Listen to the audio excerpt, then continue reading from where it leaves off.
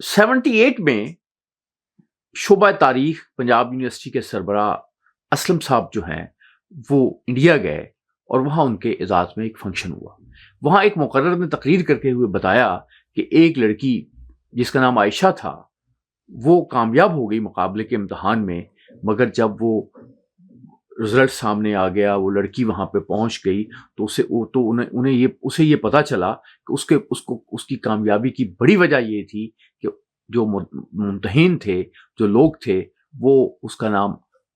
عائشہ کی بجائے اس کو اوشا یا آشا سمجھ بیٹھے تھے. انہوں نے اسے واضح طور پہ بتا دیا کہ ٹھیک ہے،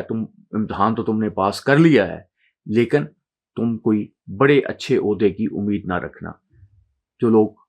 پاکستان پہ تنقید کرتے ہیں، پاکستان کے متعلق ناشکری کا اظہار کرتے ہیں، وہ ذرا انڈین جو مسلمان ہیں ان پہ جو اس وقت گزر رہی ہے، جو گزرتی رہی ہے تاریخ میں، اس کو ضرور دیکھیں.